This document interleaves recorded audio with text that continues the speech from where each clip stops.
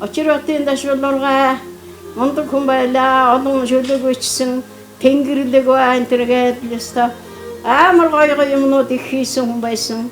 Сайхан тэгээд амитта мивина хайрлаа хүмүүс гэдэг шүлгийг нэг уншаад өгчийдөө.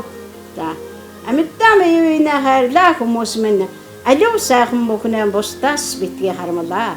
Хэрэггүй үгийн зэвэр зүрхийг нь битгий шархлуулан хэн нэгнийгэн харанхуй нөхрөө битгээдүүлхээ. Архин дорсон нэгнийгэн шаалж битгий инэ. Аяа тэр чиний аав чинч байж мэдэх шүү дээ. Амжиж чи өөрөө алдрын зэрэгт хөрсөн болвол аз жаргалын хаалгыг бусаддаа нээж өг ачиг чин тэднэр бас бүү мартгаа. Ганц сайхан үгээр тутаж яваа хүнд гарцаагүй түүнийг нь олж хэлээ.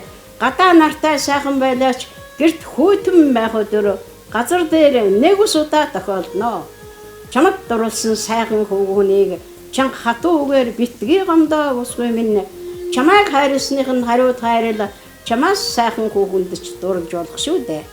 Бидний амьдрал аваадлхан бидний хоолой дээр уг хүртэр зангирч бидний хазар дээр нулимс хүртэр бөмбөрч бидний зам дээр аваадлхан учир тохиолдно. Бүсгүй догдон нулимсыг асуулгүйгээр арчиж өгөө өдөрч унсан хүүхдийг дээр өргөж аргаад өнөөдөр чи инээж нөгөөдөг чинь гондогч өөр нэг өдөр чи гонож цаадах чинь дуулах болно. Үлгийн ас хоёрыг хүн бүхэн дамждаг болохоор өөр юу ч хэрэггүй хүмүүс минь өргөн энэ хорвоодоор хүмүүс бид хайраар дутаж болохгүй. Аз жаргалыг би хүний сэтгэлийн галаар төсөөлдөг болохоор алтан нар гэрлэн бидэнд аваадлан хайрладаг болохоор амьд явахыг би бусдад хайраа түгээхийг нэр гэж бодном. Аз жаргалыг би бусдаас хайр хүлээхийг нэр гэж бодно. Амьдаа маяна хайрлаа хүмүүс минь. За юмний дүү. Ямар гоё юм.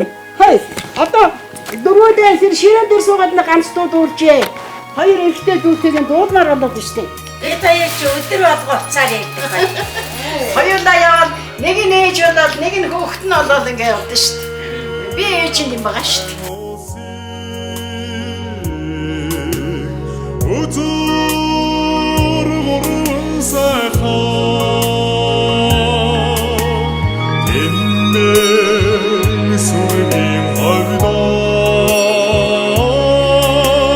тэнгэр шүргийн маратай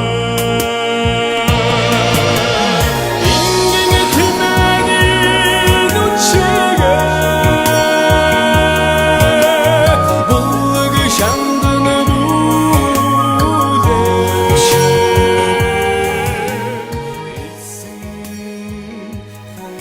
Элдвтэй эмээ нарын уйдах завгүй өдрүүд ингэж л өнгөрнө.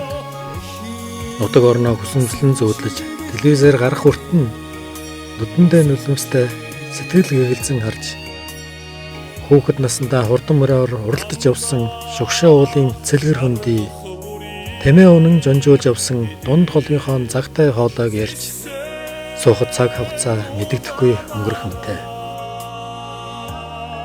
Нас явахын хэрээр нутаг орон сэтгэл дөнхийж тэнд амьдран суугаа ах дүүс нь бодогдож явах хүсэл төрнө. Удахгүй эгчдөө элдвтэй эмээ нар нутгаан зоргино.